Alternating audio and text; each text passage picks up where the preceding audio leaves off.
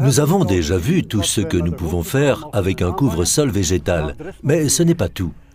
Par exemple, nous pouvons fabriquer une jardinière en bois.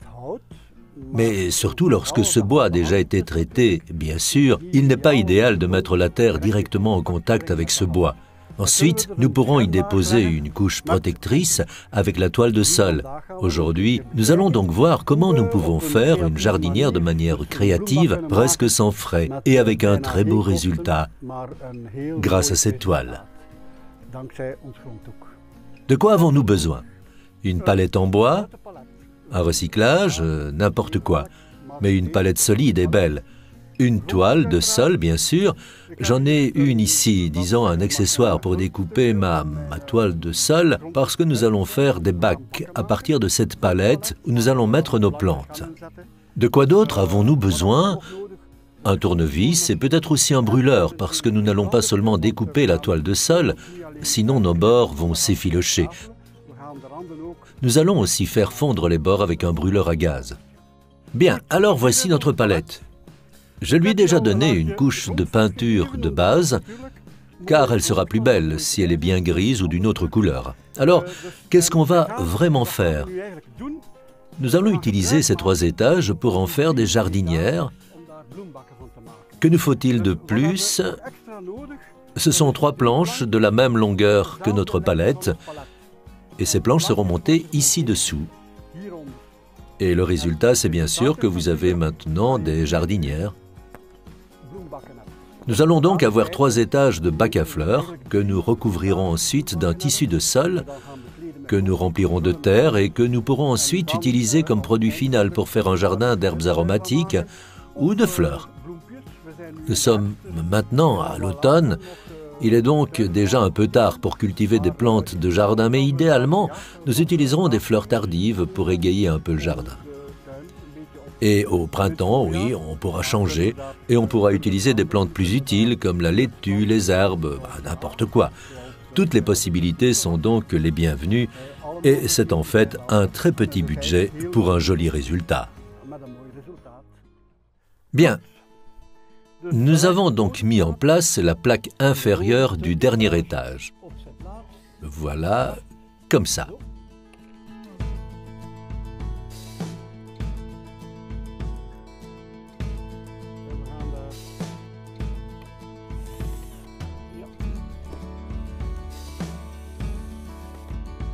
Et on y va, voilà. Nous allons donc fixer notre première planche. Comme ça, nous la vissons.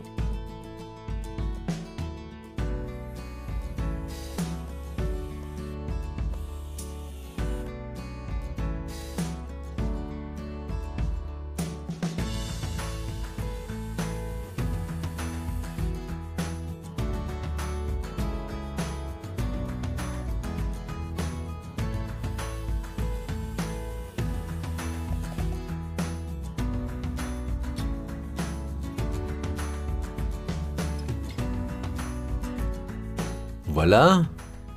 Maintenant, ces planches que nous avons utilisées, vous pouvez juste les récupérer d'une vieille palette en la désassemblant, parce que la longueur de ces planches est d'1,20 m. Dans notre cas, nous avons utilisé du bois neuf, mais ce n'est pas nécessaire. On les peint avec une couche de base. Vous pouvez donc recycler cette palette à 100% sans frais. Les seuls frais que vous aurez sont les vis, et éventuellement les morceaux de toile de sol que nous utiliserons pour recouvrir l'intérieur afin que notre terre de rempotage n'entre pas en contact avec la peinture du bois. Bien, pour faciliter le travail et couper notre toile de fond, j'ai fait un modèle. Donc, ceci est la taille du bac, 47 cm de long et 11 cm de large. Bien sûr, nous devons aussi voir pour les pièces verticales, 10 cm des 2 côtés et 10 cm à gauche. Donc si notre toile de sol doit être coupée à cette taille, nous pouvons parfaitement les plier pour qu'elles s'adaptent à ces bacs. De cette façon, le bois est protégé de la terre de rempotage. Nous avons maintenant coupé sur mesure la toile de sol avec les ciseaux. Ces 2 côtés sont déjà brûlés, mais ici, regardez, nous voyons Enfin, vous voyez, c'est déjà en train de s'effilocher. Nous devons donc éviter cela. Comment pouvons-nous éviter cela? En brûlant les bords. Pour cela, nous utilisons un brûleur à gaz. On pose dessus tout ce qu'on veut, un morceau de bois, voilà, et on va juste brûler ces bords. Regardez, c'est plus ou moins suffisant. Ici aussi. Voilà, vous voyez? Ces restes, ils vont se détacher, et de l'autre côté, la même chose. Il suffit donc d'utiliser le moule.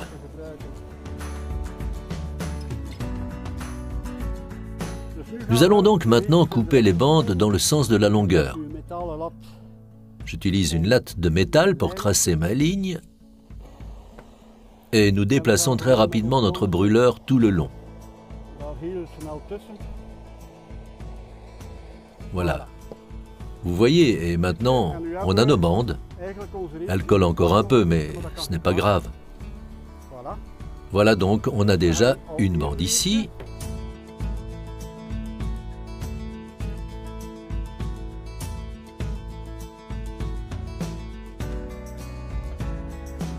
C'est en fait tout aussi rapide que lorsque vous utilisez des ciseaux. Voilà, voilà comme ça. Et le troisième sera presque aussi sur mesure, je pense. Voilà, c'est parfait. Nous avons donc déjà le matériel nécessaire pour couvrir 3 demi-jardinières. Nous mettons cela un peu de côté. Et nous prenons notre autre pièce. Encore une fois, nous allons brûler ces bords.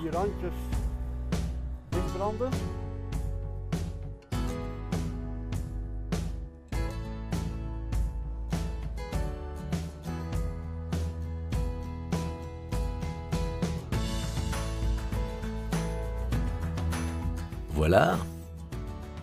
Et encore un autre morceau.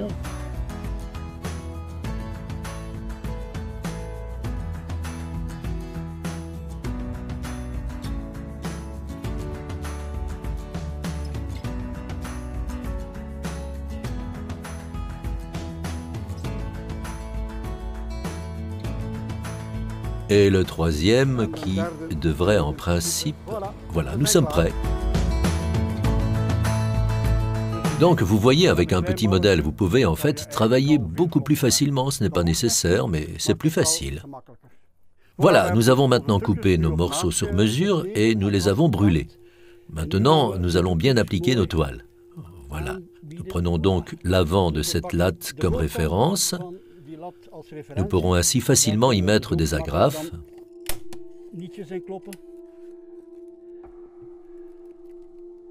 Bien sûr, pas ici.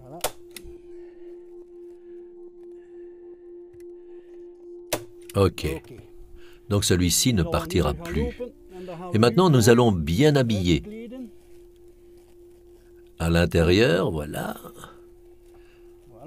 Une autre agrafe sur le bord. Et une agrafe de ce côté-là. Voilà. On tient ce côté et on fait 2 enveloppes. Ainsi. Et ainsi. Vers le bas. Et nous les agrafons ensemble.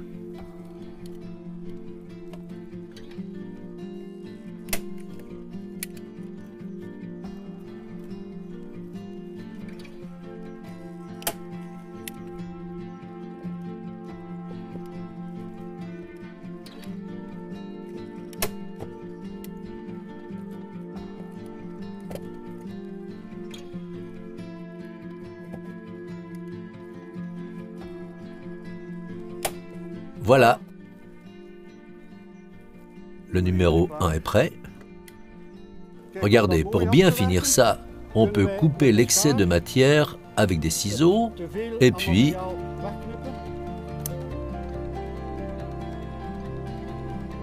avec le brûleur, on peut traiter un peu les bords. Voilà, c'est plus que suffisant. On ne peut plus les filocher.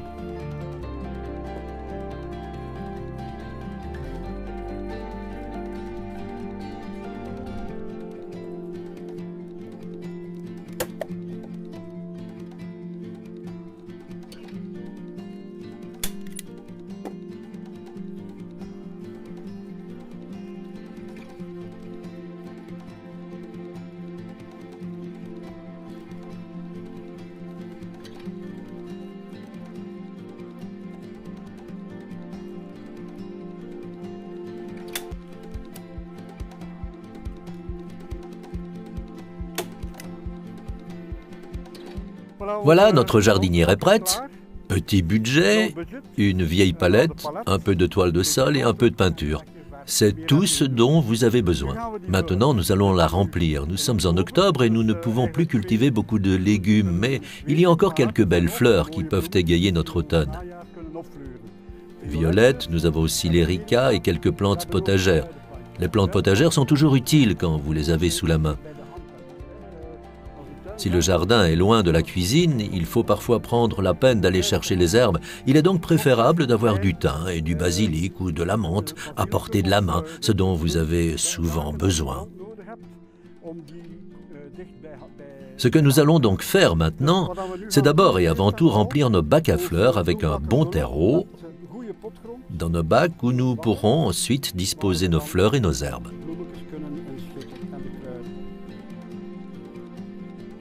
Voilà, c'est une bonne chose pour commencer. Nous allons donc mettre nos herbes sur le dessus. Il est aussi toujours bon de casser un peu la motte pour que les racines puissent s'étendre un peu. Alors on arrange un peu cela. En voici une qui pend un peu, alors je vais la mettre au milieu. Comme ça, ensuite, nous avons une plante de thym.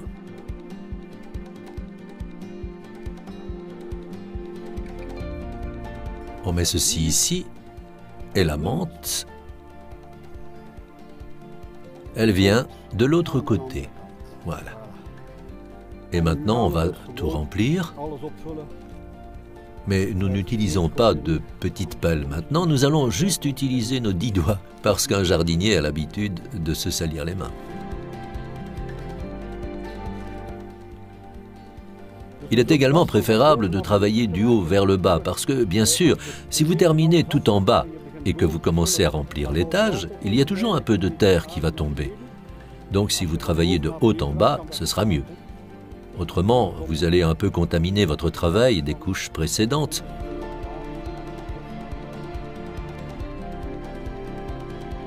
On va bien remplir cela. Qu'il y ait un peu de terre à côté, ce n'est pas un problème. On pourra brosser cela après. Okay. Donc ici, nous allons mettre des violettes. Regardez, nous avons des couleurs différentes, donc nous allons mélanger un peu tout ça. Et vous pouvez déjà voir ces fleurs qui sourient. Vous voyez, l'hiver approche, les jours sont sombres, mais ces fleurs l'illuminent déjà un peu.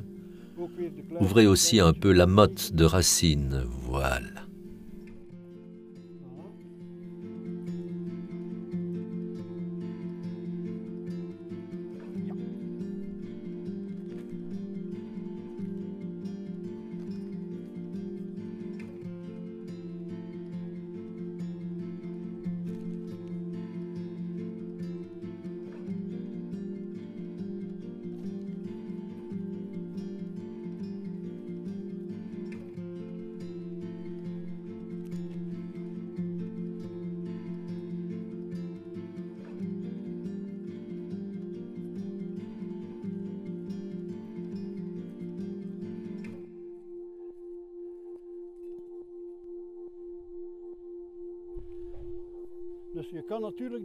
Donc, vous pouvez bien sûr laisser cette palette en bois brut non peinte.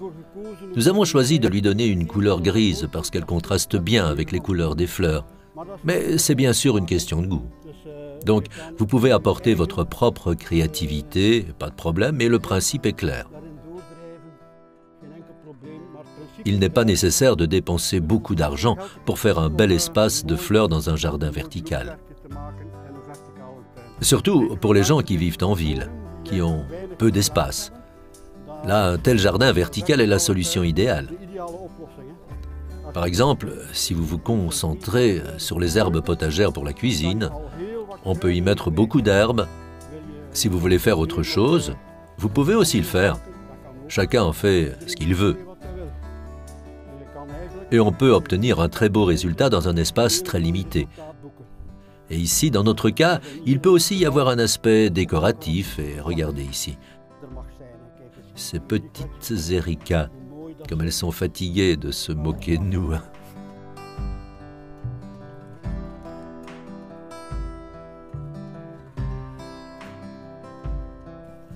Voilà.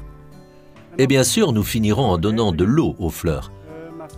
Parce que bien sûr, quand on les transplante, les mottes de terre sont assez sèches. Nous les avons laissées tremper un peu à l'avance, mais les arroser abondamment est aussi bien pour bien répartir la terre. Parce que nous avons tassé tout cela manuellement, mais une bonne quantité d'eau n'est pas un problème pour bien répartir toute la terre.